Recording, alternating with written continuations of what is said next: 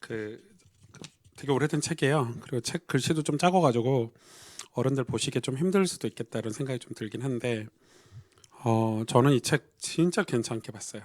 그리고 여기에 이제 아이들을 가르치기 위한 뭐 변화와 성장의 뭐 비전을 가져라 이런 내용들이긴 한데 분명한 목표를 제시하라 뭐 이런 뭐 참여와 경험을 고무하라 전달 방법을 개혁하라 이게 교사를 위한 책이거든요. 그러니까 주일학 교사를 위한 책이긴 한데 여러분 읽으시면 여러분 묵상하는데 되게 도움이 많이 될 것 같아요.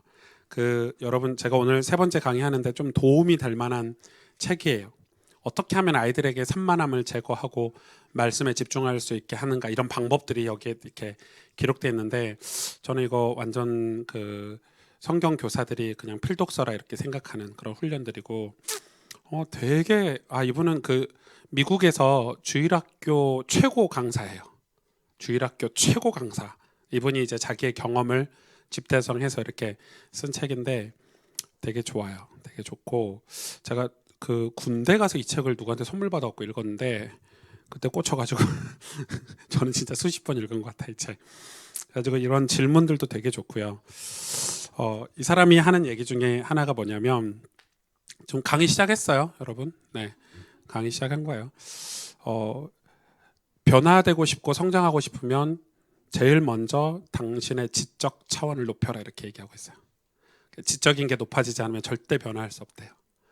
그러니까 그러기 위해서 지적 차원을 높이기 위해서 세 가지 제안을 하는데 첫 번째가 지속적인 독서와 연구를 하래요.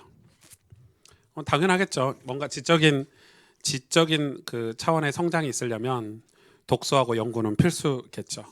그리고 지속적인 교육 과정에 참여하십시오. 이런 훈련에 지속해서 참여하라는 거예요. 교육 과정에. 그런 내용이고 그리고 교육 과정에 참석하라는 거고 그다음 3번이 한참 뒤에 있네요. 그만큼 교육 과정이 중요한 건가 봐요. 어디 갔어? 3번 어디 갔어?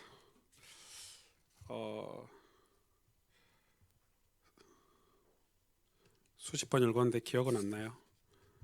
어디 간지 모르겠어요. 3번이 뭐야? 3번이 뭐야? 그리고 세 번째가 가르칠 학생에 대해서 정확하게 파악하십시오. 이게 세 번째. 그러니까 우리가 전도를 해도 이게 적용이 되고 또 우리 자녀들을 교육해도 이게 적용이 될 것 같아요. 그러니까 우리 자녀들도 정확하게 파악 안 하고 막 집어넣잖아요. 아이들이 튕겨 나가죠. 그러니까 그런 거하고 똑같은 것 같아요.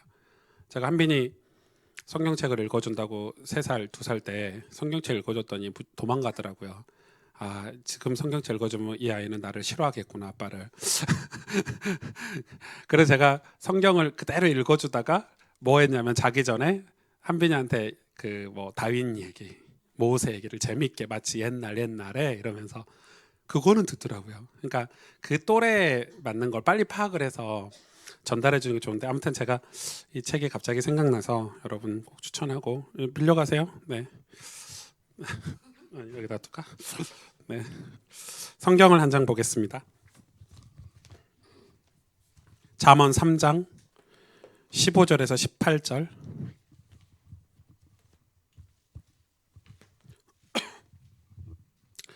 잠언 3장 15절에서 18절. 다 찾으셨습니까? 잠언 3장 15절에서 18절 같이 읽겠습니다. 지혜는 진주보다 귀하니 내가 사모하는 모든 것으로도 이에 비교할 수 없도다. 그의 오른손에는 장수가 있고 그의 왼손에는 부귀가 있나니 그 길은 즐거운 길이요 그의 지름길은 다 평강이니라. 지혜는 그 얻은 자에게 생명나무라. 지혜를 가진 자는 복되도다. 아멘. 잠언이 말하는 지혜가 뭐죠? 성경이죠. 말씀이죠. 지혜를 얻는 게 은을 얻는 것보다 낫고 그 이익이 정금보다 낫대요. 그리고 이 지혜는 진주보다 귀하고 우리가 사모하는 모든 것과도 비교할 수 없는 거래요. 그 지혜의 오른손에는 장수 오래 사는 게 있고 그의 왼손에는 뭐가 있다고요? 부귀가 있대요. 여러분 그냥 오래만 사는 게 아니라 부귀를 가지고 살 수 있다는 거죠. 그리고 그의 길은 지혜의 길은 즐겁대요. 그리고 그의 지름길은 평강이래요. 그 지혜를 얻는 자에게 뭐가 있다고요? 생명나무가 있대요. 지혜를 가진 자는 복되다. 이렇게 이제 솔로몬이 하나님 말씀에 대해서 이렇게 표현을 하고 있는 거죠. 세 번째 시간인데 제가 오늘 짧은 시간이에요. 아주 엄청 짧은 시간인데 제가 이 세 번째 강의 제목을 뭐라고 지을까 하다가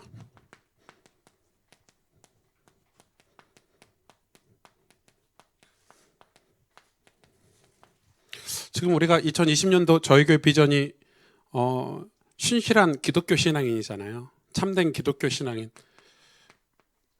여러분 이거에 대해서 여러분 삶을 한번 돌아보시면 좋을 것 같아요. 나는 지금 직장에서 기독교 신앙인인가?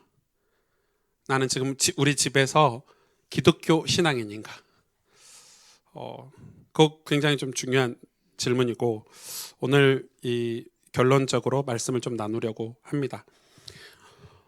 오늘 이제 1강, 2강을 통해서 그냥 진짜 막 맛배기로 훑어서 전 자료를 논문처럼 준비했는데 이렇게 15장을 준비했는데 제가 거의 훑었거든요. 제목만 훑었고 저는 이제 이런 것들 다 묶어서 나중에 책으로 낼 거예요. 아주 괜찮겠죠? 책으로 낼 거고. 그래서 이런 훑어가지고 여러분 이제 기독교에서 얘기하는 성경이 얘기하고 하나님이 얘기하는 영성은 사실은 이렇게 정의할 수 있겠죠? 뭐죠? 예수 그리스도를 믿고 예수 그리스도를 믿음으로, 이 단어들이 굉장히 중요해요. 예수 그리스도를 믿음으로 뭘 얻죠? 영생을 얻고 영생을 얻어야 돼요. 그리고 나서 삼위 하나님, 성자, 성부, 성자, 성령 삼위 하나님과의 연합이 뭐다? 바로 영성이다. 이렇게 표현할 수 있겠죠. 기독교 영성이다. 지금 수많은 영성 훈련들을 하고 있는데 사실 성경에서 이야기하는 영성은 하나님과의 연합, 다시 말해서 하나님을 떠난 창세기 3장의 죄인된 인간이 하나님의 형상을 회복해서 사는 삶을 바로 영성이라 그러죠. 그래서 이 영성은 영성이 뭐 이거다 사실 다 말하지만 진짜 정확히 정의를 하자면 영성은 이거다가 맞기도 하고 틀리기도 하겠죠. 뭐 영성은 뭐 성경 공부하는 거다. 영성은 뭐 예배 드리는 거다. 영성은 찬양이다. 이게 맞기도 하겠지만 틀리기도 하겠죠. 이 하나님과의 구원받은 하나님의 백성이 하나님과의 연합이 바로 영성이기 때문에 그 연합한 사람이 예배를 드리면 그것도 영성 훈련이 되겠죠. 그 연합한 사람이 성경을 읽으면 그거가 영성에 관한 훈련이 되겠죠. 이 하나님과 연합을 위해서 하는 어떤 행위들이 다 영성 훈련이 될 수 있겠죠. 그러나 영성의 본질은 삼위 하나님과의 연합이라는 게 여러분 아주 건강한 크리스찬들이 가지고 있어야 될 기본적인 개념이에요. 개념, 영성에 관한 개념. 이 영성을 위해서 하나님이 우리에게 주신 게 뭐냐면 그게 묵상이에요. 여러분 시편 1편에 다윗이 이야기하고 있죠. 그죠? 여호와의 말씀을, 여호와의 율법을 주야로 묵상하는 자가 복이 있도다. 왜 말씀을 묵상하는 게 복이 있냐? 저는 시냇가에 심은 나무와 같도다. 바람에 나는 겨와 같지 않대요. 시냇가에 뿌리를 내린 나무와 같대요. 아주 그 옥토에 뿌리를 내린 나무와 같다. 뭐가요? 말씀을 묵상하는 게. 시냇가에 뿌리를 내리는 나무와 같다는 표현이 이렇게 표현하면 되겠어요. 그럼 묵상하는 시간이, 잘 보세요. 묵상하는 시간이 하나님과 연합하는 시간이구나. 시냇가에 뿌리를 내리는 시간이구나. 이렇게 이해하면 되겠죠. 복이 있대요. 하나님께 뭔가를 공급받는 시간이니까. 여러분 굉장히 중요하죠. 잠언 23장 7절에 보니까 뭐라고 얘기하고 있냐면 잠언 23장 7절에 우리의 마음 안에 우리의 마음의 생각에 따라서 우리가 위인이 되기도 하고 마음에 있는 것 따라서 우리가 위인이 아니기도 하다는 거예요. 그러니까 성경은 뭐라고 얘기하냐면 이 마음의 주인이 누구인가? 이게 이제 잠언의 핵심 주제인데 너의 마음의 주인이 누구인가? 이거를 굉장히 강조를 하고 있어요. 근데 잠언에 보니까 이 마음에 따라서 위인이 되기도 하고 위인이 아니기도 하다는 거예요. 우리는 인생을 뭘로 평가하냐면 하나님께서 우리의 마음에 든 걸로 평가하신다. 우리 마음속에 있는 걸로. 여러분 마음속에 뭐가 있어요? 거짓이 있어요? 악독이 있어요?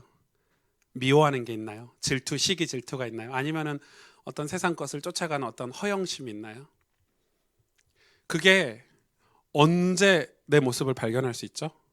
이 시간에 하나님과 연합하는 영성 시간에 내 마음을 살펴볼 수 있는 거예요. 이게 묵상이라고도 정의할 수 있겠죠. 신명기 6장 7절에 보니까 신명기 6장 7절에 뭐라고 기록되어 있어요? 우리 같이 읽어볼까요? 화면에 있으니까 시작. 내 자녀에게 부진을 가르치며 집에 앉았을 때든지 길을 갈 때든지 누워있을 때든지 일어날 때든지 이 말씀을 강론할 것이며. 자, 신명기 6장 전체에 보니까 하나님께서 이스라엘 백성에게 이제 이 신명기는 언제 주셨냐면 이제 배경이 좀 이해가 되시죠? 광야에 있는 이스라엘 백성에게. 그러니까 지금 상태가 안 좋을 때 광야에서 이제 애굽에서 막 나온 이스라엘 백성에게 뭐 레위기를 말씀하셨고 신명기를 말씀하셨고 민수기를 말씀하셨단 말이에요.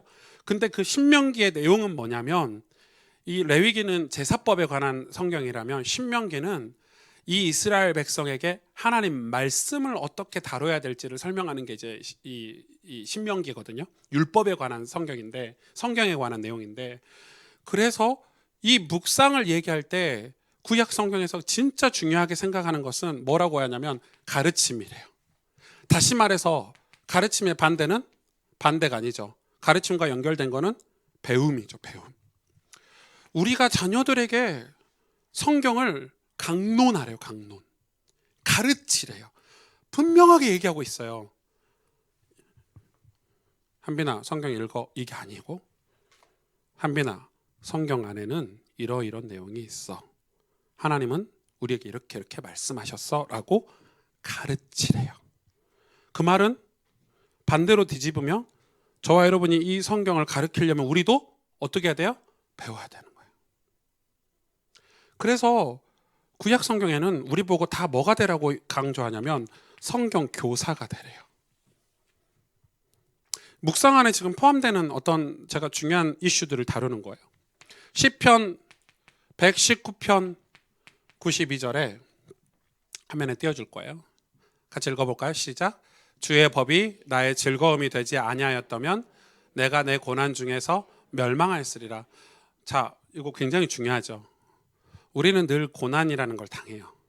아까도 지아 집사님이 목사님 직장생활 힘들어요 뭐 이렇게 저한테 죽을 것 같아요 해서 제가 살 좀 빠져서 힘들어 보이네 뭐 이렇게 했더니 살은 안 빠지고 힘만 들어요 뭐 이렇게 하시던데 돈 버는 건 힘들어요. 맞죠? 네. 우리 아이들이 왜 행복한 줄 아세요? 돈을 안 벌어서 그래요. 우리 아이들이 행복한 이유는 학생들이 행복한 이유는 돈을 안 벌어서 그래요. 예, 친구들이 공부가 힘들다고 하는데 나와서 돈 좀 벌어보라 하세요. 돈 버는 게 얼마나 어려운지 세상에서 제일 어려운 것 같아요. 아무튼 세상이 이렇게 고난이에요. 근데 우리가 그러면 그 고난 속에 파묻혀서 돈 안 벌고 그냥 거지처럼 살아야 되냐? 이 고난 같은 세상에서 그냥 죽어버려야 되냐? 염세주의자들은 세상을 등지고 뭐 염세주의가 좀 심해지면은 막 자살도 하고 이렇게 하잖아요. 그럼 그렇게 사는 게 맞는 거냐? 아니라는 거예요. 성경은 이 다윗이 시편 저자 또 혹은 다윗이 이렇게 고백하잖아요. 주의 말씀을 묵상함이 내게 기쁨이 된다. 주의 말씀은 내 발에 등이 된다. 그 주의 말씀에 즐거움이 없었으면 나는 이 고난에서 살아남지 못했을 것이다. 그러니까 이 묵상이 주는 어떤 우리 영적인 어떤 놀라운 힘이죠. 힘. 어떤 힘이라고 표현하기가 좀 뭐 이건 파워니까 이거보다 더 큰 어떤 하나님으로부터 오는 위로부터 오는 이 놀라운 은혜들이 이 묵상을 통해서 얻을 수 있다는 거예요. 아주 중요한 여호수아 1장 8절에 보니까 이제 가나안에 이제 정복해야 되는 여호수아에게 이 하나님께서 모세를 통해서 하나님께서 뭘 얘기를 하셨냐면, 여러분 생각해 보세요.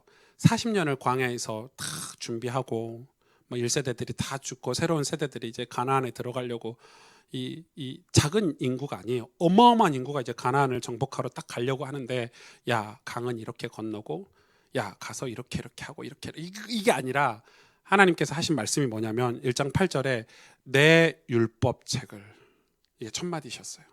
내 입에서 떠나지 말게 해라. 그리고 뭐라고 또 얘기하죠? 시편의 말씀처럼 주야로 그것을 묵상하여. 그러니까 그 말씀을 다 지켜 행하래요. 그리고 내 길이 평탄하게 되고 형통하게 될 거래요. 뭐가요? 말씀 묵상이 전쟁을 앞둔 가나안 땅에 입성하기 위해서 준비하고 있는 그 여호수아와 갈렙에게 뭐라고 하냐면 율법책을 입에서 떠나지 말게. 말도 안 되는 소리예요, 사실은. 말도 안 되는 소리. 근데 이 여호수아가 어떻게 가나안을 들어갔죠? 맨 앞에 언약궤를 앞세우고. 여러분 칼과 방패, 창을 들고 앞에 가야 되는 거 아니에요? 근데 이 여호수아가 그 말씀에 그대로 하나님의 언약궤를 앞세우고 앞에 찬양하는 나팔수를 앞세우고. 여러분 그 나중에 저희가 그 공부를 할 거예요. 구약을 공부하면서 가나안 정복기를 공부를 할 건데 진짜 하나님 과학적이세요. 이 사이와 이 언약궤와 뒤에 따라오는 사람과 사이는 몇 미터 다정해 주셨어요. 응? 그리고 이거는 이렇게 하고 저렇게 하고, 이게 얼마나 정확하게. 그래서 여호수아가 이 말씀을 기억한 거예요. 하나님 말씀을 그대로 순종했을 때 오는 그 형통을 맛본 거죠. 축복을 맛본 거죠. 우리는 신앙생활을 하면서 얼마만큼 하나님에 대해서, 하나님이 우리에게 주신 말씀에 대해서 정확히 알고 있냐. 그런데 그거에 대해서 우리가 이 의문점을 많이 가져야 돼요. 그러니까 신앙생활 이러면 뭔가 막 후다다다닥 해가지고 빨리 응답받아야지, 후다다다닥 해가지고 뭐 빨리 뭐 축복받아야지, 이게 신앙생활이 아니라는 거예요. 신앙의 여정이, 신앙생활이라는 게 이런 게 아니라는 거예요.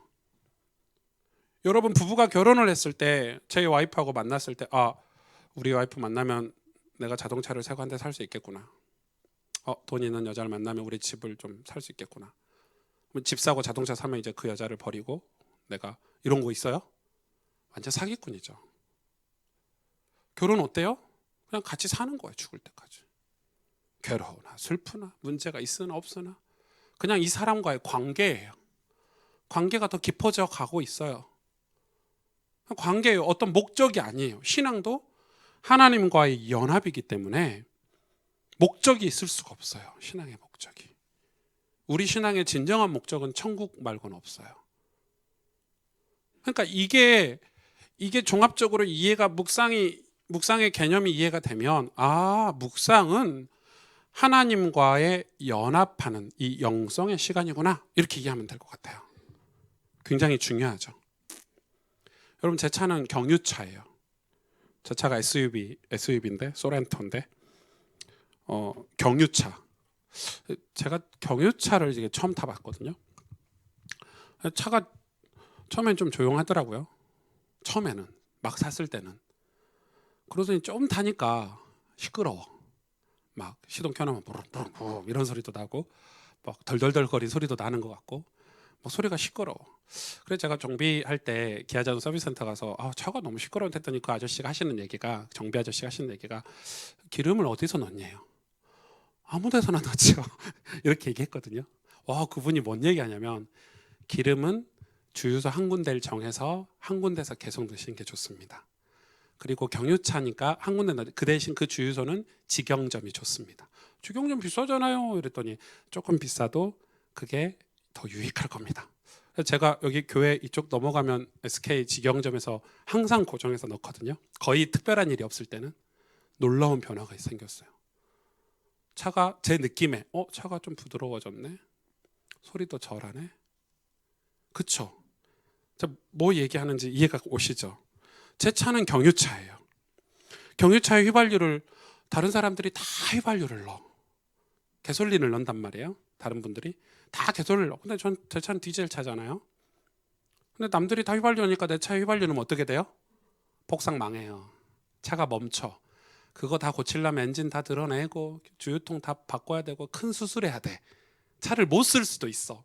경유차 휘발유를 넣어버리면.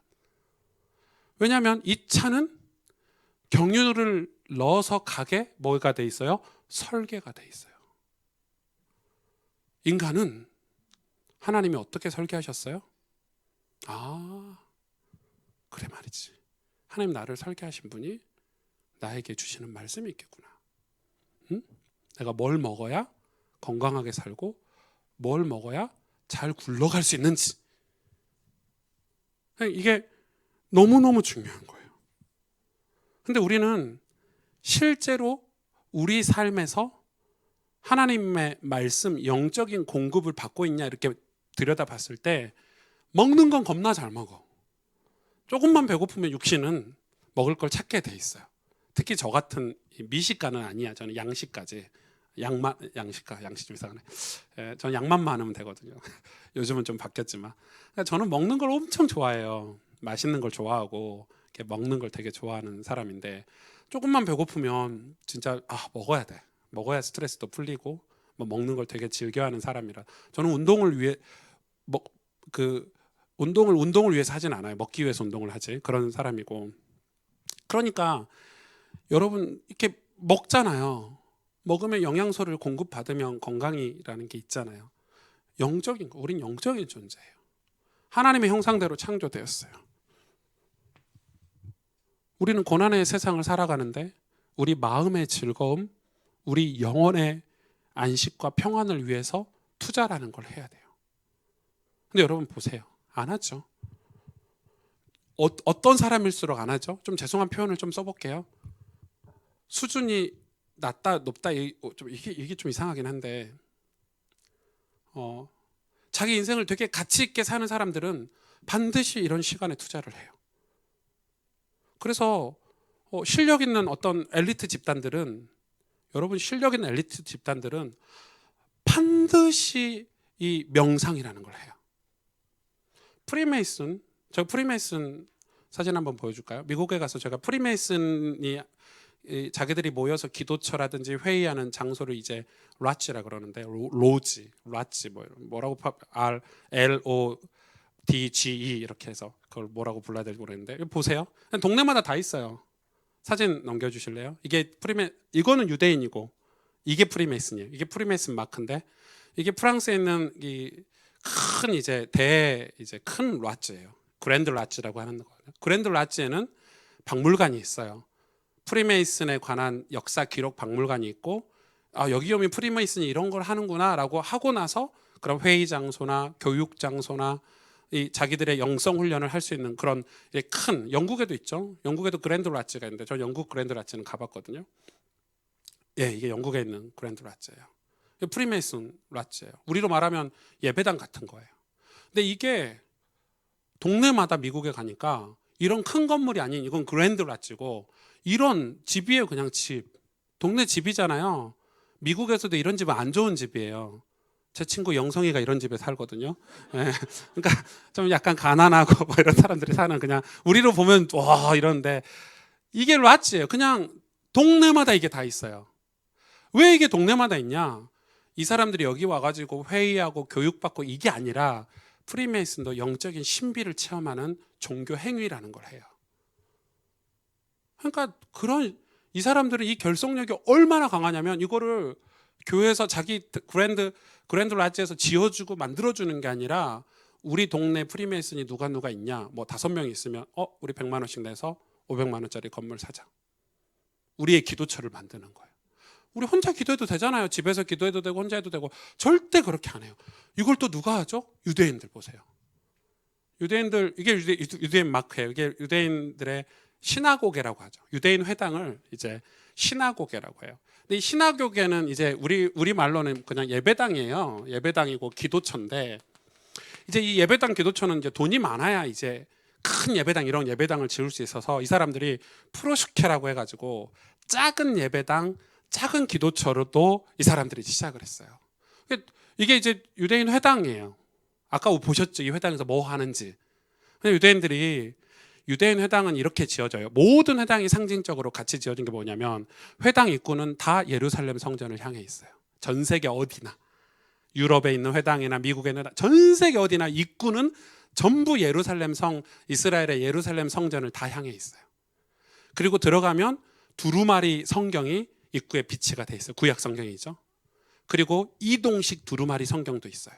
이동해서 자기 중앙에서 이 성경을 걸 수 있는 지지대가 있거든요. 그걸 두루마리를 펴서 읽고 하는 것도 있고, 소형 성경책도 다 비치가 돼 있어요. 그럼 들어오면 자기가 입어야 될 옷과 모자 이런 게 다 비치가 돼 있어요. 좀 넘겨보실래요? 이런 것들. 또 이렇게 조그만 건물들. 이게 진짜 저는 유럽은 제가 확인을 안 해봤는데 미국에는 동네마다 다 있어요, 회당이. 여기서 뭐예요?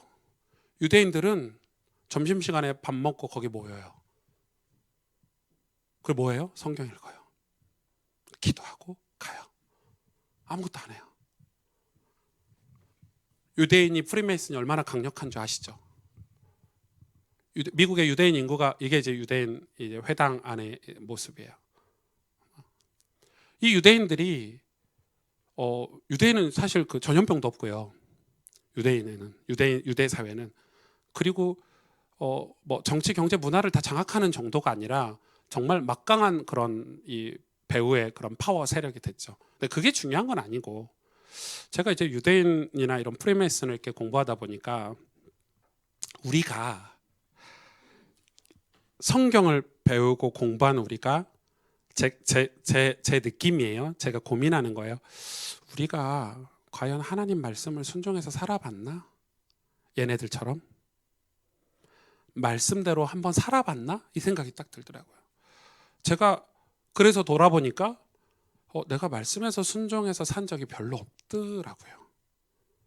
다 어떤 조직의 영향을 받고 살고 사람들의 영향을 받고 살지, 하나님 말씀에 따라서 내 삶이 변화되고 내가 그 말씀으로 어떤 체화되고 제가 말씀에 순종하는 사람으로 내가 광야 생활을 다 거친 이스라엘 백성처럼, 언제 가나안에 입성하게 됐냐면 레위기에 가르쳐 주신 제사법이 그 200만의 그 많은 그 이스라엘 백성들에게 다 삶의 문화가 됐을 때 가나안의 문이 열렸거든요.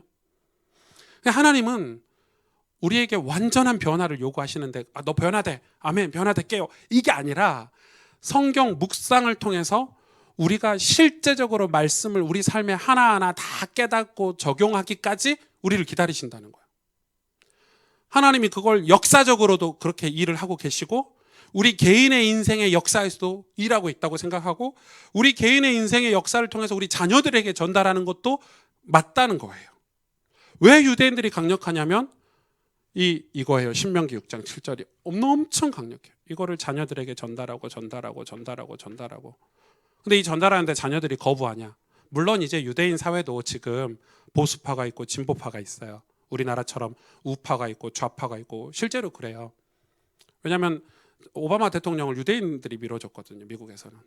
그래서 이제 근본주의자들이 난리였죠. 어떻게 저런 사람을 밀어줄 수 있냐 하고 막 난리였는데, 정치학적으로 보면 그러니까 유대인 사회에서도 그런 게 있겠지, 왜 없겠어요. 그러나 본질적으로 유대인 그 유대인들이 가지고 있는 그들의 신앙의 그런 기본 본질을 보자는 거예요. 근데 우리는, 제가 느낄 때 신앙의 기본이나 기둥이 없어요. 우리에게는 그냥 다 교회 다녀요. 그냥 신앙, 우리 자녀들에게 신앙, 우리 아빠는 신앙이냐 이런 게 없어요. 우리 엄마는 신앙이냐 이런 게 없어요. 신앙인데 왜 이렇게 저렇게 난리야? 뭐 이런 거는 있을 수 있어. 그러니까 신앙에 어떤 흔들림이 없는 규례가 없는 거죠, 우리 삶에. 제가 무슨 얘기한 줄 아시겠어요? 근데 열매는 우리가 축복을 받고 형통하게 되고 이런 거는 사실은 하나님 말씀이 주는 그 규례 안에 다 있어요. 근데 우리는 사실은 이걸 다 해본 적이 없어. 그러니까 어쩌면 한 손에는 부귀가 있고 한 손에는 장수가 있다는 걸 우리는 영원히 맛보지 못한 걸 수도 있어요. 왜? 설계자의 설계대로 우리가 살지 않았기 때문에. 그래서 저의 고민은 이걸 어떻게 해야 될까? 그래서 저는 제가 삐뚤어진 저의 삶을, 저는 되게 삐뚤어졌죠. 왜냐하면 불신자로 15년 이상 살았죠. 예수 믿고서도 그냥 교회만 다닌 세월이 또 10년이죠. 목사가 되고서도 제가 죄와 싸우지 않았었거든요. 전도사 때까지는. 이제 죄와 싸우고 있는데 제가 그릇되게 산 게 벌써 40년 가까이 된단 말이에요. 이거를 돌이켜서 하나님이 기뻐하시는 삶, 하나님이 원하시는 삶으로 가려다 보니 와, 이게 만만치 않은 거예요. 그런데 이게 깝깝하고 어렵냐? 그건 아니에요. 아, 이렇게 사는 게 맞구나 확신이 들고 확인이 되니까 그렇게 살려고 애쓰는 거죠. 방향을 조금씩 트는 거죠. 여러분, 하루에 성경 3장 읽는 게 제가 여러분한테 제시한 거지만 사실은 조금 시간이 되신 분들은 하루에 한 권씩은 읽으셔야 돼요. 제 느낌에. 제 느낌에. 여러분 솔직히 성경 한 권 읽을 수 있어요. 하루에. 맘만 먹으면. 드라마 한 편만 안 보면. 사랑의 불시착만 안 보면. 사랑의 불시착 하는 시간에 성경을 읽어보면 한 권도 더 읽어요. 응? 그러니까 맨날 불시착하시죠, 여러분. 우리 인생이 신앙의 불시착. 계속 일하는데 이상한데 불시착하고 막 불신앙에 불시착하고 막 이러죠. 그래서 여러분 오늘 이런 배경을 가지고 그러면 보세요. 성경에서 이야기하는 새 운동이 있어요. 신약 성경에서 제가 오늘 그 시간을 보고 제일 신약 성경에서 이야기하는 3가지 운동 무브먼트가 있는데 그게 첫 번째가 말씀 운동이에요. 말씀이 우리를 움직이게 하는 거거든요. 그러니까 이 재료가 말씀이잖아요. 재료가 말씀이에요. 묵상의 재료가 말씀인데 말씀을 깨닫는 거예요. 그렇죠? 말씀을 내 삶에 내 마음에 가지고 오려면 지식이 돼서 이 말씀이라는 지식이 깨달아 가지고 깨달음이 와야 내가 하지요. 운전을 그냥 합니까? 운전 연수를 받으면서 깨닫잖아요. 아, 이럴 때는 이렇게 브레이크를 잡아야 돼. 아, 차를 타니까 좋은 점이 많아. 아, 운전하니까 이런 게 있어. 그 깨달으면 차를 사게 되고 지불을 하고 운전 이렇게 면허증을 따게 되듯이 말씀에 대해서 지식이 깨달아지고 이게 내 마음에 담기면 그게 삶을 변화시킨단 말이에요. 그러면 이 묵상이 주는 게 뭐냐면 이 묵상이 가져다 주는 효과가 뭐냐면 말씀 운동이에요. 말씀이 내 삶을 움직인다는 거예요.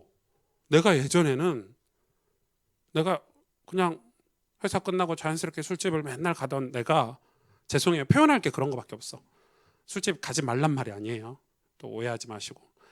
술집을 맨날 술 먹고 술이 막 떡이 돼가지고 집에 가서 막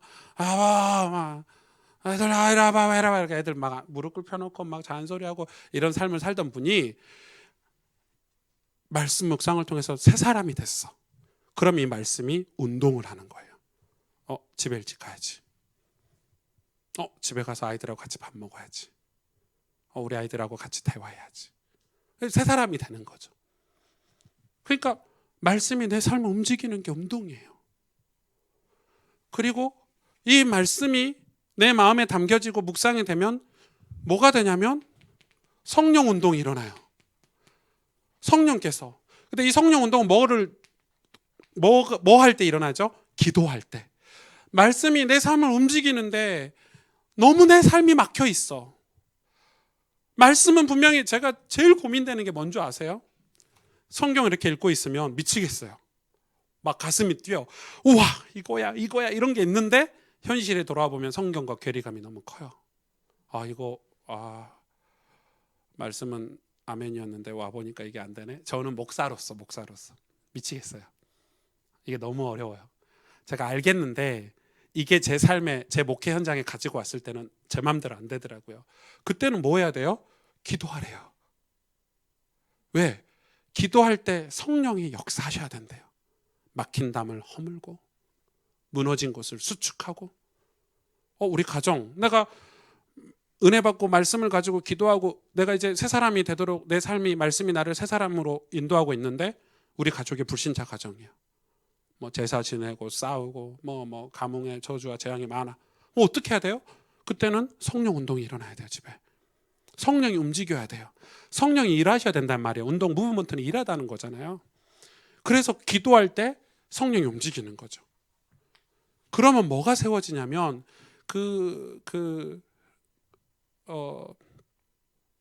그때 기도하고 성령께서 일하시고 운동하시면 되어지는 게 바로 공동체가 세워져요. 제가 공동체는 여러분 알기 쉽게 표현을 하려고 공동체라는 걸 썼어요. 진짜 정확한 말은 하나님 나라예요. 성경에서는. 근데 하나님 나라가 공동체예요. 무슨 공동체예요? 거룩한 공동체, 신앙 공동체. 왜 공동체가 세워져야 되죠? 이게 바로 하나님 나라, 우리가 이야기하는 흔히 얘기하는 전도와 선교를 위해서 이 역사를 다른 곳에 전달하기 위해서 하나님이 사용하신 게 바로 공동체였어요. 공동체가 뭐예요? 교회예요. 캐톨릭. 거룩한 모임. 이게 교회거든요. 그러니까 교회를 이해를 하면 이게 이제 말씀 묵상을 하는 사람들이 이 가져다 줄 수 있는 어떤 결과들이죠. 결과들이죠. 이게 너무 중요하죠. 너무 중요해요. 그래서 이 말씀 묵상에 대해서 우리가 몇 가지를 좀 그러면 우리 말씀 묵상의 실제는 무엇인가? 지우개가 없어졌어요. 네.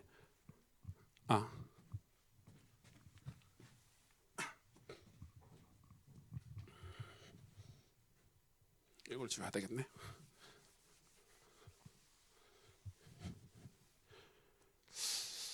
그러면 이 말씀 묵상이 그러면 우리가 실제로 말씀 묵상이라는 걸 해야 될 때 제가 우리 교회에 좀 적용하고 제시하고 싶은 게 있는데 제일 먼저는 저는 이렇게 생각해요. 제일 먼저는 예배부터요. 말씀 묵상의 시작은 예배부터다. 왜 예배부터냐? 왜 이 공동체 예배, 그냥 예배가 아니고요. 우리 공동체 예배죠. 주일 예배니까. 예배부터 시작해야 된다고 생각해요. 지금 역사를 봤을 때 그 팀 켈러 목사님께서 미국에 이제 은퇴하셨지만 팀 켈러 목사님이 이 묵상에 관해서 강의를 하실 때 그런 얘기를 했어요. 제 마음에 딱 와닿았는데 사실 그 개인 경건주의자들이 하는 묵상은 조금 위험하다. 왜냐하면 경건주의자들의 끝은 자기중심적이 된다는 거예요. 그래서 올바른 경건의 열매는 지역사회와 연합하는 거다. 이렇게 표현을 했거든요. 그러니까 지역사회와 연합, 이게 뭐하고 같죠? 베네딕트 수도원에서 얘기했잖아요. 묵상만 하는 게 아니고 묵상을 하고 영성훈련을 하는 사람들은 뭐 해야 된다고요? 노동을 해야 된다. 그게 이제 청교도의 주의 기본 베이스인데 역사를 알아야 돼요. 은혜를 받으면 건강한 삶이 회복된다는 거예요. 내 이웃을 사랑하게 되고 어려운 사람을 돕게 되고 내가 가정에서 가장으로서 내가 엄마로서 아니면 회사의 직원으로서 내가 청지기적인 하나님 나에게 맡기신 청지기적인 사명을 가지고 살게 된다는 거예요. 그러니까 경건의 끝은 혼자 수도원에 가서 혼자 처박혀가지고 나는 거룩해, 나 혼자 똑똑해, 나 혼자 복음 가졌어, 이게 아니라 복음의 끝은 세상으로 가는 거예요. 세상으로 가는 게 아니라 그곳에 낮아지고 겸손하게. 왜?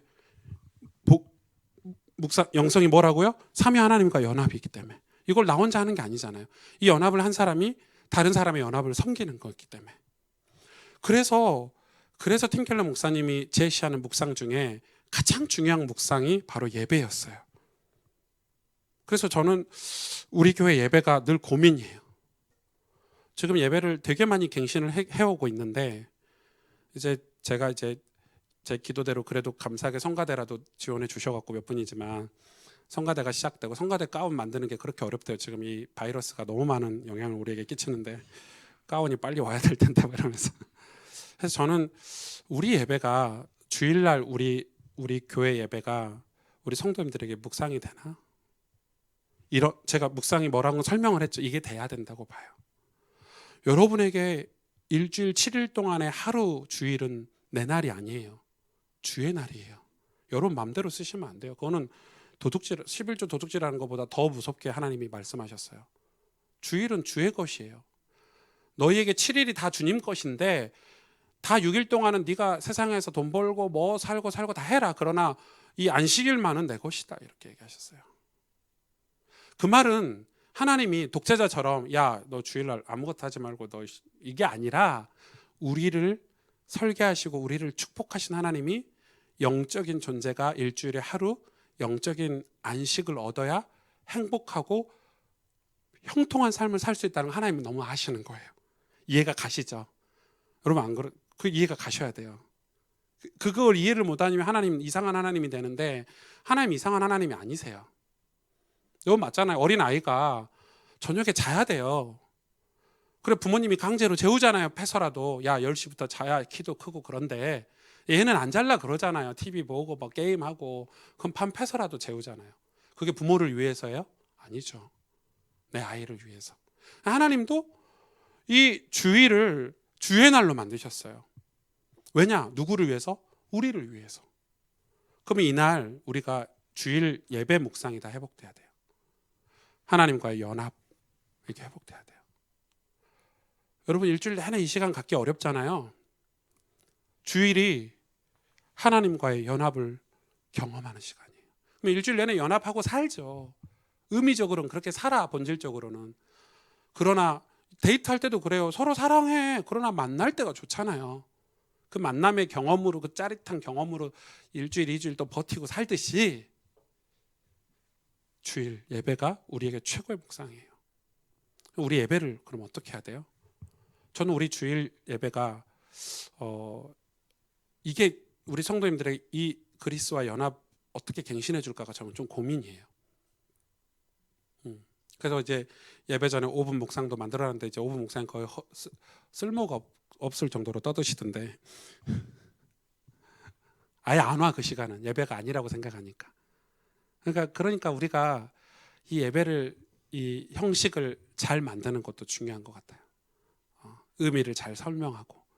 주일날 오면 그 예배의 그런 어떤 흐름 속에서 내가 치유가 되기도 하고 고백도 하기도 하고 내 속에 잘못되고 그릇된 걸 회개하기도 하고 말씀을 들으면서 하나님의 음성을 듣기도 하고 하나님 앞에 봉헌하고 찬양하고 결단하는 시간도 있어야 되고 이런 시간들이 우리에게 진짜 중요한 묵상이라는 거예요. 굉장히 중요하죠.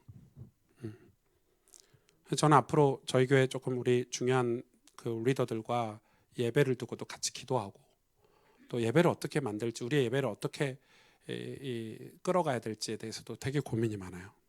그런 시간들이 되게 많으면 좋겠어요. 그리고 또 하나는 이 말씀 묵상의 중요한 거는 설교겠죠. 설교.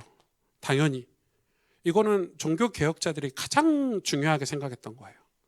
왜냐하면은 왜 중세교회가 망해버렸냐면, 망했다는 표현 좀 이상한데 이게 하나님께 버림받은 시대가 됐냐면 설교자가 없었어요. 교황들이 다 타락해가지고요.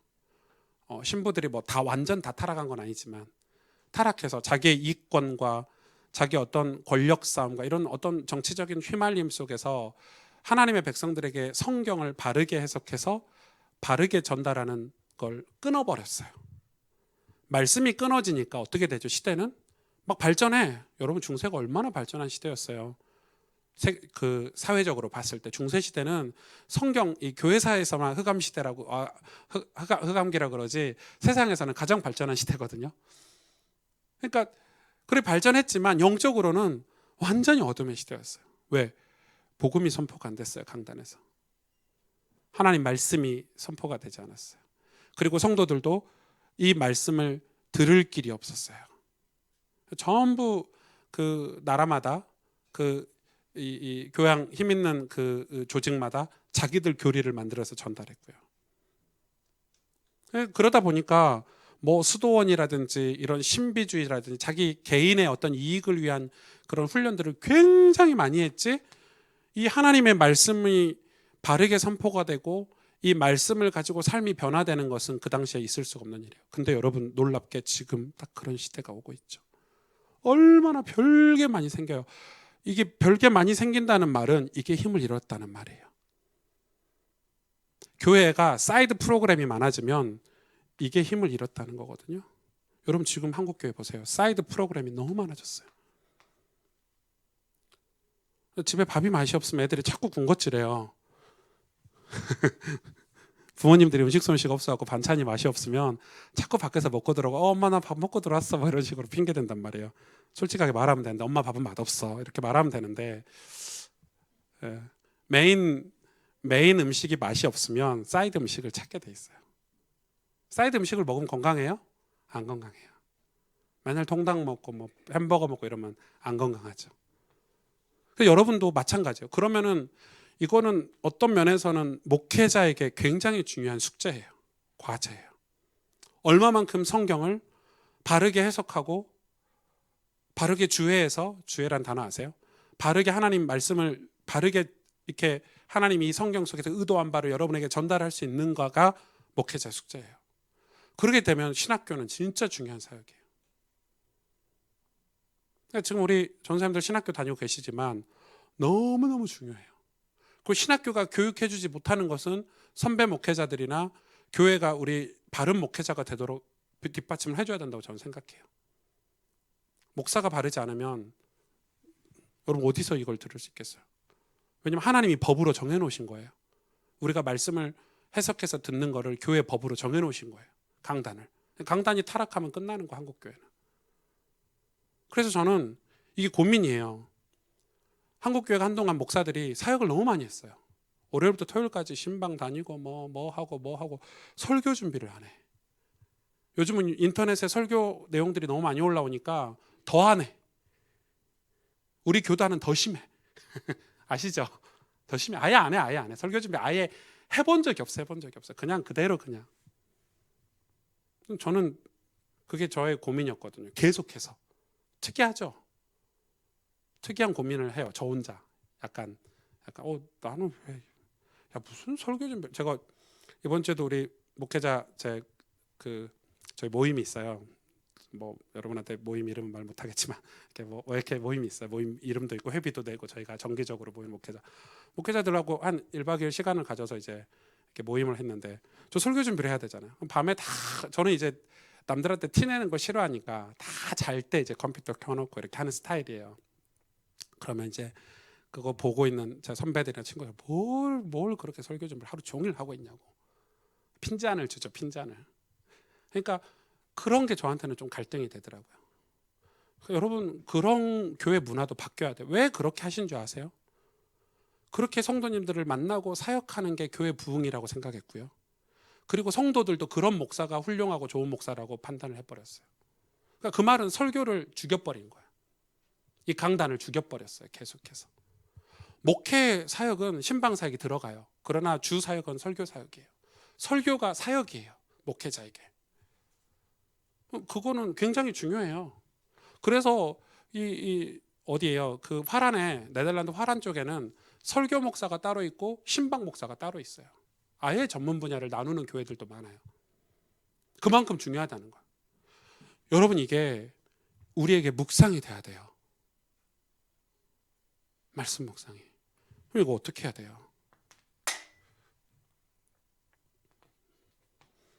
그리고 나서 중요한 거는 뭐예요? 매우 중요한 거죠. 그러면 이 예배를 통해서 설교를 통해서 우리에게 와 있는 어떤 공동체적인 묵상이라면 우리 개인 묵상은 어떻게 해야 될까? 이건 굉장히 좀 중요하겠죠. 개인 묵상. 개인 묵상은 여러분 개인 묵상의 시작은 여러분 뭘 찾는 거예요? 장소와 시간을 확보하는 거예요. 지금 여러분에게 숙제는 이거라고 생각해요. 근데 이 장소와 시간을 확보하려면 뭐가 있어야 돼요? 마음이 있어야 되겠죠. 어떤 마음이에요? 사모하는 마음이 있어야 되겠죠. 사모하는 마음이 없으면 절대 장소와 시간을 확보하려고 하지 않아요. 인간은 마음이 가는 곳에 물질을 투자하게 돼 있고 마음이 가는 곳에 시간을 투자하게 돼 있어요. 나 건강한 삶을 살아야지 마음이 먹으면 어떻게 돼요? 헬스장 끊고 가게 돼 있어요. 근데 헬스장을 안 가면 예를 드는 거예요. 운동을 안 하면 나는 건강에 대해서 아직 내가 의식화가 되지 않았다는 거예요. 주일날 교회를 안 와요. 물어봐요. 왜 교회를 안 와? 제가 하나님 사랑하는데요. 예배가 너무 가고 싶은데 몸이 피곤해서요. 그건 하나님 사랑 안 하는 거예요. 그건 사랑하는 게 아니에요. 사랑은 행함이 따라야 돼요. 그래서 야고보사도 그랬어요. 행함이 없는 믿음은 죽은 믿음이라. 옛날에는 잘 믿었는데 지금은 안 해. 그건 죽었다는 말, 믿음이. 행함이 없는 믿음은 죽은 믿음이다. 똑같아요. 자, 묵상에 제일 중요한 거는 마음인데, 마음에 사모함이 있어야 되는데 시간과 장소를 구분하는 거예요. 구별하는 거예요. 아, 내가 이 시간 하나님께 드려야 되겠다.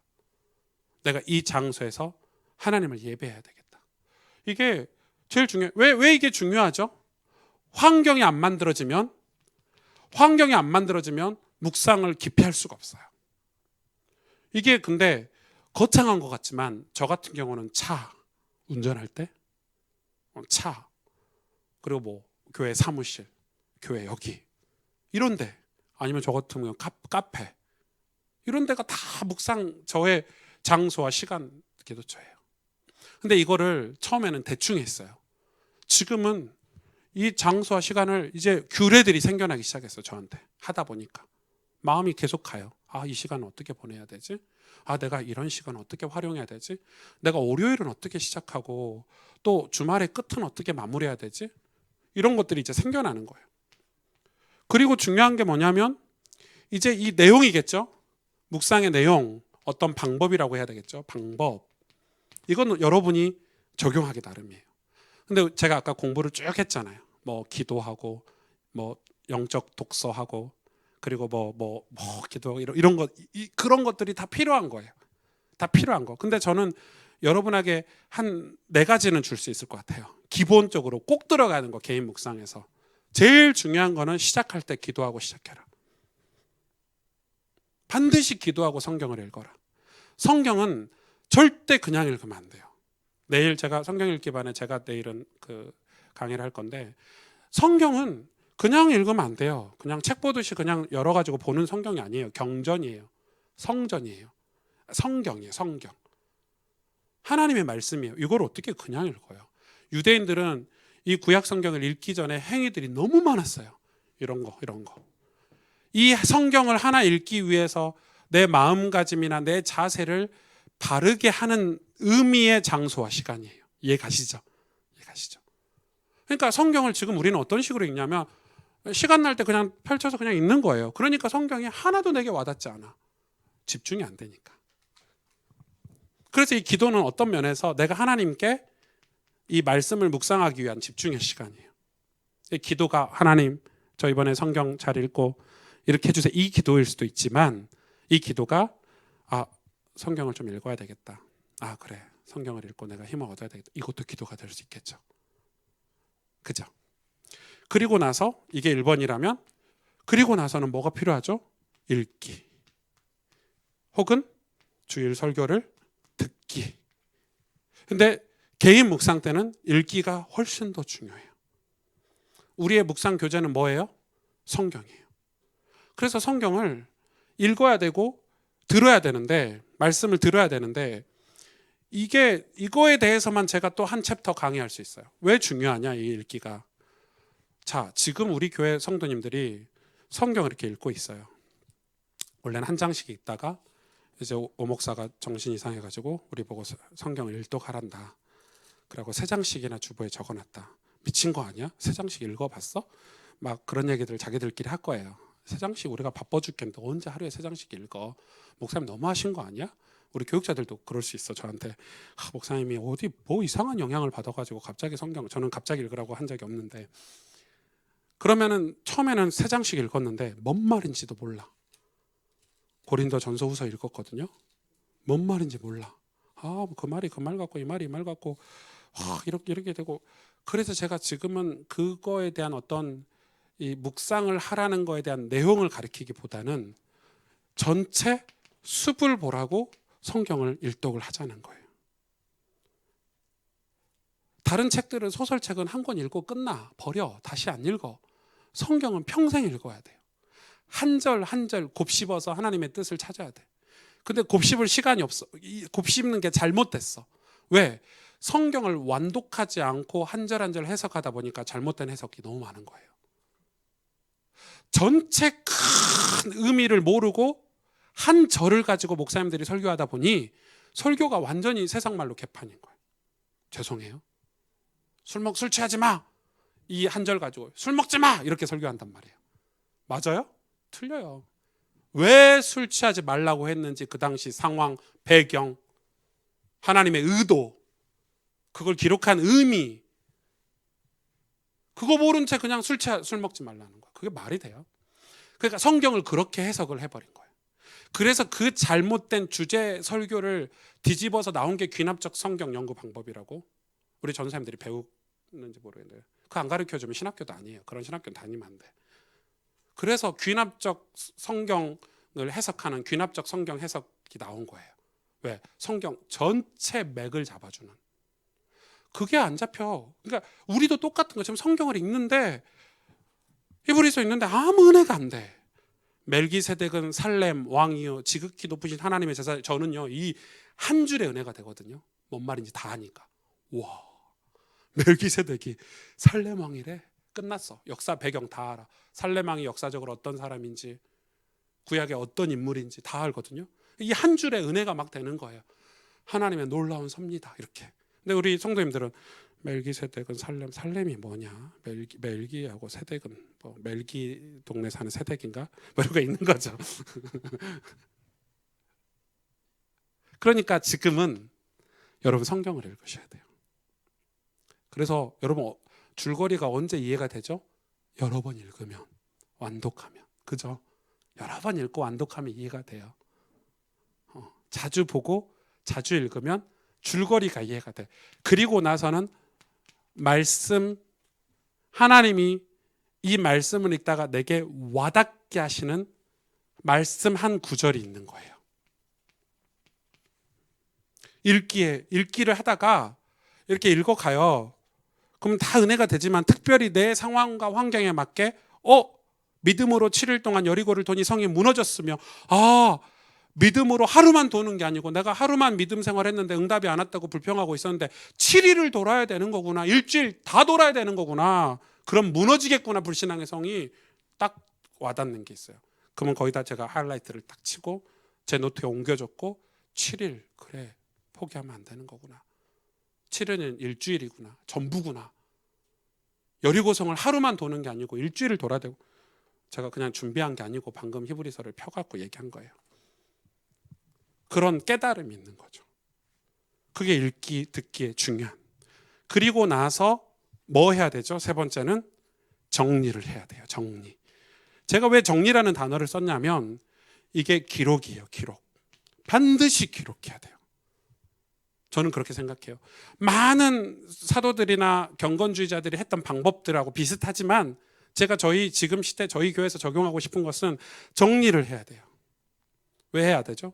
실천하기 위해서도 정리해야 되겠지만 내 마음에 담겨지고 잊어먹지 않도록 기록해야 돼요. 이 깨달음이 오죠? 깨달음. 이걸 정리해야 돼요. 그래서 이걸 뭐라고 그래요? 많은 목사님들이 묵상일기, 아니면 묵상일기라고 하죠. 혹은 뭐 영성일기 이렇게 하죠. 유기성 목사님 같은 분들은 영성일기라고 하시더라고요. 묵상일기가 더 맞겠죠. 묵상일기를 써야 돼요. 여러분 집에 묵상일기 한 권 정도는 있으셔야 돼요. 내 자녀들에게 아이가 인격적으로 성장했을 때 아빠는 이렇게 묵상일기를 썼단다. 그게 100마디 말보다 빨라요. 그럼 아이도 우리 아빠가 힘들고 어려운 시기를 하나님을 의지해서 이렇게 사셨구나. 나도 하나님을 의지해야지. 이렇게 되는 거예요. 제가 그런 게 아니고 성공한 사람들은 다 이런 패턴을 가지고 묵상을 해요. 자기 삶을 기록해야 돼요. 기록할 때 오는 게 뭐가 있죠? 일기를 쓸 때 깨달음이라는 게 와요. 내가 우리 남편한테 남편이 이렇게 핥혔는데 그때는 남편이 막인 줄 알고 핥혔더니 성경 읽고 적으면서 이제 회개가 되는 거지. 내가 막이었구나 이렇게. 그게 일기의 효과잖아요. 그게 일기는 반성이 들어가니까. 제발 우리 어머니들은 이렇게 기록을 이렇게. 그리고 마지막으로 네 번째는 또 기도인데 조금 다른 거죠. 내가 내 삶에 성령의 도우심을 구하는 기도. 왜 성령의 도우심을 구하는 기도가 필요하죠? 이거를 실천해야 되니까. 내 힘으로 실천할 수 없잖아요. 내 힘으로 내 삶에 적용할 수 없잖아요. 그래서 성령의 도우심을 구하는 기도, 이거는 진짜 간절히 해야 돼요. 저는 이 기도할 때는 소리내서 기도해요. 교회 와가지고 아무도 없잖아요. 막 울면서 기도해요. 하나님께 나에게 이렇게 말씀을 주셨는데 제가 제 삶이 변화되기를 원합니다. 우리 성도들에게 하나님 역사해 주옵소서. 이거를요 정말 간절히 기도해요. 성령의 도우심. 성경에 나왔잖아요. 혼자 기도하냐? 이 기도는 같이 해도 돼요. 마가다락방에 모여서 기도했던 것처럼, 두세 사람이 모여서 기도했던 것처럼 이 기도는 같이 해도 돼요. 그럼 같이 기도하려면 나눠야 되잖아요. 정리가 돼 있어야 나누죠. 정리가 안 돼 있으면 나눌 수가 없어요. 중언부언해. 갑자기 포럼하라 그러면 그냥 내 생각 얘기해. 뭐 상사 욕이나 하고, 그렇죠. 남편 욕이나 하고 이러지. 근데 묵상하는 사람은 포럼할 때 절대 그냥 얘기 안 해요. 정리된 걸 얘기해요. 맞죠? 왜? 늘 묵상하니까. 늘 하나님의 말씀을 묵상하고 사니까 내가 사람들과 대화할 때도 정리된 걸 얘기해요. 내가 이번 주에 말씀을 듣고 또 성경을 읽다가 하나님 나에게 이런 은혜를 주셨어요 라고 얘기하는 거예요. 그게 기도 제목이 되는 거예요. 여러분, 이게 말씀 묵상의 어떤 큰 내용들이에요. 그리고 하나 더 있어요. 개인 묵상이 아니고. 그리고 하나 더 적용을 할 거예요. 네 번째는, 자, 말씀 묵상, 예배, 설교, 개인 묵상, 그리고 네 번째는 우리의 묵상 중에 가장 중요한 것 중에 하나가 공동체를 세우는 묵상이 돼야 돼요. 정확히 말하면 신앙 공동체죠. 더 정확히 말하면 교회겠죠. 근데 이게 가스펠 교회를 세우는 묵상이기도 하지만은 여러분, 이 가스펠 교회가 이 서초 이 여기만 있는 가스펠 교회가 아니고 여러분 직장과 여러분 지역의 이 회당처럼, 프리메이슨의 라치처럼 여러분의 신앙이, 이런 신앙이 다른 사람에게 전달되도록, 그게 전도가 선교잖아요. 그런 묵상이 필요한 거예요. 그게 너무 중요해요. 여러분, 제가 보는 그 묵상집 중에 이제 뭐 생명의 삶이 이런 거 잘 안 보는데 하나 이렇게 찾아보는 게 있는데 그게 GT예요. GT. 글로벌 타임 해가지고 거기는 선교지 기도 제목을요, 한 달이면 30군데잖아요. 30일 동안 전 세계 그 나라의 지역의 어떤 선교지 기도 제목을 다 이렇게 정리해서 자료가 너무 좋아요. 아, 이런 나라도 있구나. 와, 이런 나라 처음 보네. 이런 나라는 이런 기도 제목이 있구나. 그래서 저는 이제 그런 거 보면서 기도하거든요. 똑같은 거예요. 제가 강남에 어떻게 이 공동체를 세울까? 우리 남전도회하고 지금 이 남전도회 성경 공부 모임 하려고 지금 준비하고 있거든요. 그러면 이제 몇 분끼리 모여가지고 이제 카톡방도 만들고, 이제 3월달에 지교회 개강하면 남전도회가 이제 성경 공부하면 그 남전도회는 제가 장로님들 보낼 거예요. 제가 못 갈 때 장로님들이 가셔서 신앙의 어떤 이걸 나누고, 왜냐하면 선배잖아요. 30대 40대 남전도회 우리 어른 장로님들이 가셔서 신앙도 얘기해주고 또 어떻게 살아야 될지도 얘기해주고, 그 직장에서의 고민들, 가정에서의 고민과 갈등들 이 장로님들 다 겪으셨거든요. 그래서 그 지교회를 지금 준비하고 있는데 그런 신앙 공동체를 세우는 그런 묵상이 우리에겐 필요한 거예요. 더 쉽게 말하면 여러분 가정을 위한 묵상도 필요한 거예요. 묵상은 사회와 단절돼 있으면 그건 묵상이 아니에요. 성경적인 묵상이 아니에요. 나 개인의 어떤 만족을 위해서 하는 게 아니에요. 묵상은 우리가 하나님 나라를 세우기 위해서 하나님 우리에게 주신 도구예요. 하나님 말씀으로 완전히 무장이 될 때 세상에 우리가 복음을 전할 수 있잖아요. 그래서 이 묵상은 공동체를 세우는 묵상, 내 가정을 세우는 묵상. 근데 어떤 사람들은, 좀 죄송한 표현이에요, 신앙이 자기 너무 좋대. 막 신앙이 너무 좋아가지고 남편도 팽개치고 자녀들도 팽개치고, 내가 가정에 있으니까 내가 신앙생활을 못하겠다 하면서 우리 무능한 남편하고 나는 같이 있으니까 예수님을 똑바로 못 믿겠다. 나는 저 인간하고 같이 살기 싫어. 이런 권사님 봤거든요. 제가 그 권사님 보고 진짜, 제가 좀 바른 소리를 잘하는데 권사님 보고 그렇게 얘기했어요. 정신을 차리시죠. 정신을 좀에 많이 차리셔야 되겠는데요. 웃으면서. 남편이 얼마나 수준이 낮으시길래 권사님은 수준이 얼마나 높으실까.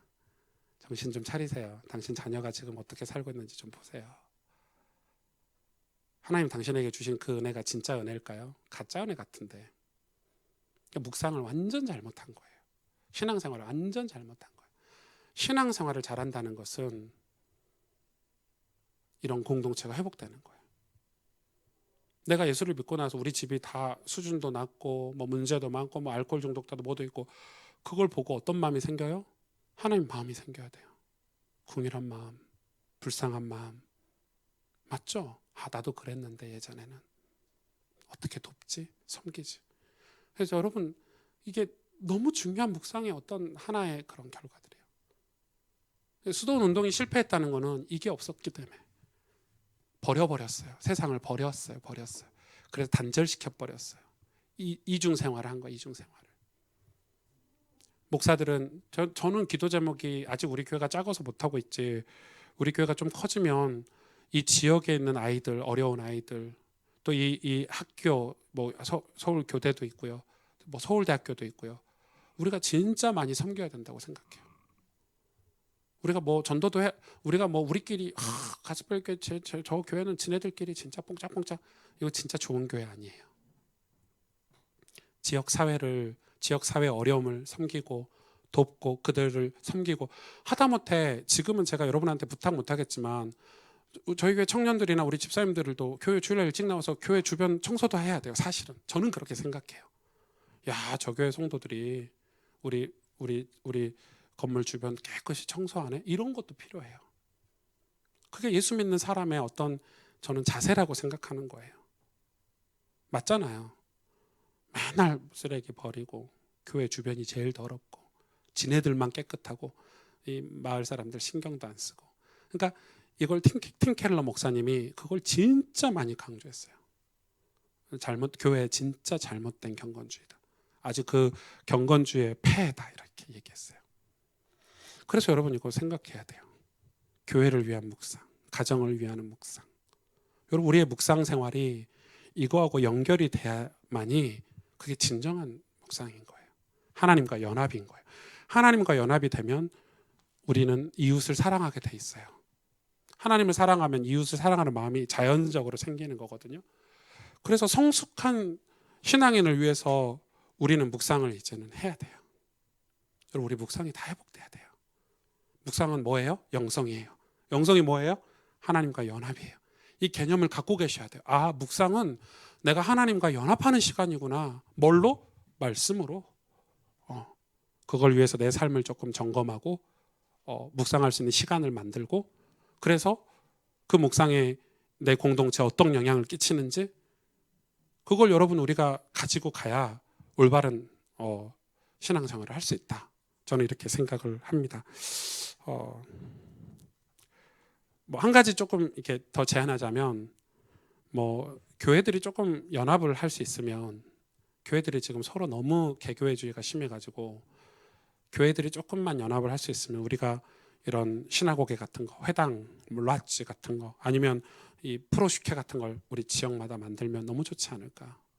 근데 이게 지금 개념이 조금 아쉬워요. 우리가 사실은 우리 한 장로님, 한동훈 장로님 계시는데, 장로님이 독일에 있을 때 그 독일의 그 집을 한 채를 이렇게 사셔가지고 장로님이 거기에 예배처소도 만드시고, 독일로 유럽으로 유학 오는 아이들 거기서 숙소와 또 밥을 제공해 주시고, 또 이 아이들이 주로 이제 음악하는 애들이 독일에 많이 오니까 좋은 선생님도 연결해 주시고, 또 아이들이 실력을 어떻게 발휘할 데가 없잖아요. 그래서 정기적으로 연주회도 하시고, 그래서 그 지역에서는 굉장히 이게 그런 역할을 하는구나. 그러니까 그게 뭐 큰 집이 없어도, 막 대단한 건물이 없어도 우리가 조금씩 힘을 모아서, 그게 이제 저는 지금 이제 서울의 큰 교회들이 대학교 앞에 학사들을 다 세우거든요. 여기 사랑의 교회만 해도요, 사랑의 교회야 뭐 돈이 뭐 1년에 예산이 수천억 원이니까 그럴 수 있다 치, 대학교 앞에 학사가 다 있어요. 그러니까 지방에서 오는 대학생들은 다 거기 들어가려고 혈안이에요, 혈안. 근데 교회만 그러냐? 지역에서 성공한 사람들도 남도 합숙이다, 그죠? 그런 거 있잖아요. 뭐 경상 뭐 합숙이다. 그래서 그 장학금 주면서 똑똑한 친구들을 다 그렇게 서포트하고 키우거든요. 저는 그런 마음도 좀 들어요. 우리가 아직은 교회가 이제 100명 뭐 출석하는 아주 작은 교회지만, 우리가 이 강남에, 저는 진짜 마음이 아픈 게, 제가 왜 그런지 모르겠는데 저는 진짜 연예인들 진짜 늘 기사가 아프잖아요. 막 자살했지 뭐 지난주에도 또 누구 어떤 연예인 자살했잖아요. 그러니까 진짜 있었으면 좋겠다. 뭔가가 있었으면 좋겠다. 근데 그게 뭔지를 모르겠는 거예요. 저는 힘이 없어 목사니까. 뭔가가 있었으면 좋겠는 거예요. 거기에 진짜 거기에 오면은 말씀도 듣고 성경도 공부하고 이것뿐만 아니라 뭔가 힘도 주고 위로해주고 보살펴주고 하는 그런 이 회당 같은 게, 이 라치 같은 게 있었으면 좋겠는 거예요. 강남에, 여러분 직장에. 이게 큰 개념도 있지만 작은 개념으로. 그래 여러분 지교회 개념도 그런 개념으로 갖고 가셔야 되잖아요. 우리 지교회가 우리가 평일날 우리가 모여서 진짜 우리가 한번 모여서 우리의 영적인 것들이 하나님과 연합할 수 있는 시간들을 제공해 주는 거예요. 장소를 제공하고 시간을 제공하고. 욕심 부리려고 지교회 사역하는 게 아니에요, 저는. 그래서 우리 지교회가 그런 의미에서 지역마다 곳곳에 있으면 거기 와가지고 새신자들도 와서 양육도 받고. 왜냐하면 회당과 라치가 그런 공간이에요. 양육받고 교육받고 모임하고 교제하고 결혼하고 장례 치르고 이런 거예요. 이런 거예요. 그런 게 필요한 거예요. 그런 게 필요한 거예요. 우리 교회도 그런 모임이죠. 장례 치를 때도 가지고 결혼할 때도 가지고. 그게 공동체예요. 친해서 가는 게 아니에요. 좋아서 가는 게 아니라니까요. 나 저 사람 잘 모르는데 이게 이런 말이 안 되는 거예요.